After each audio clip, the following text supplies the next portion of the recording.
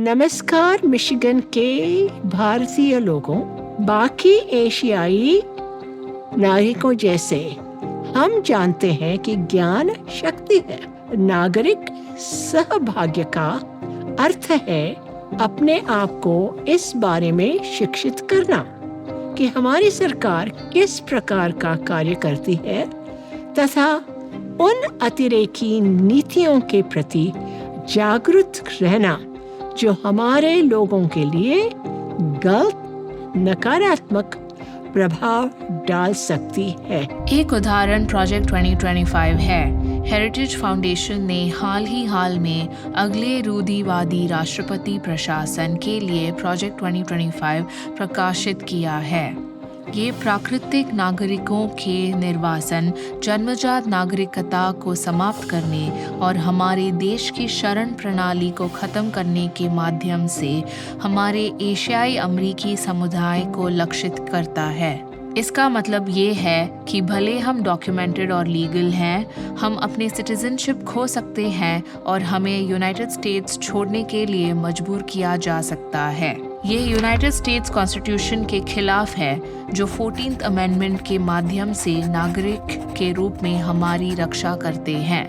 Project 2025 हमें अपना मत देने में जो सुरक्षा बनाई हुई है उनको दूर करेगा।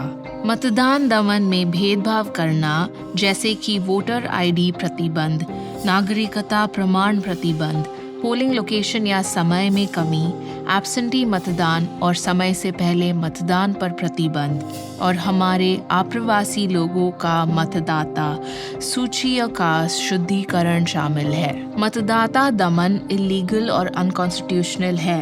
कॉन्स्टिट्यूशन के 15th अमेंडमेंट के हिसाब से रंग या किसी भिन्नता किए बिना वोट देने में हमारा अधिकार है और उसकी रक्षा करता है। 1965 का वोटिंग राइट्स एक्ट, जिसका उद्देश्य 15th अमेंडमेंट को लागू करना था, यह सुनिश्चित करता है कि कोई भी संघीय, राज्य या स्थानीय सरकार हमें हमारी जाति या जातीयता के कारण वोटिंग करने से नहीं रोक सकती।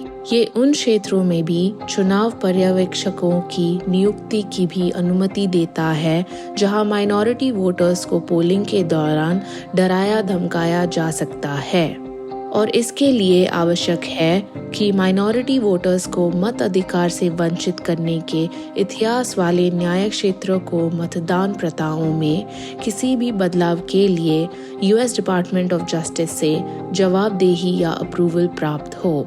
इसके अतिरिक्त वोटिंग राइट्स एक्ट के 1976 प्रोविजन के अनुसार इंग्लिश में दक्षता न रखने वाले नागरिकों की अधिकता वाले समुदायों को भाषा तक पहुंच की आवश्यकता होती है। यहाँ मिशिगन में 2021 में Asian American Legal Defense and Education Fund ने Detroit Action and Rising Voices के साथ मिलकर एक कंसेंट डिक्री फाइल करके भाषा सब लोगों तक पहुंचाकर हमारे अधिकारों को और पक्का किया, जिसके द्वारा सिटी ऑफ हैम्ट्रामिक के बंगाली भाषा अमेरिकन सिटीजन्स के लिए मतपत्र, बैलेट्स, बाइलिंगुअल पोल वर्कर्स, सूचना और निर्देश प्रदान का आवश्यकता कर दी गई।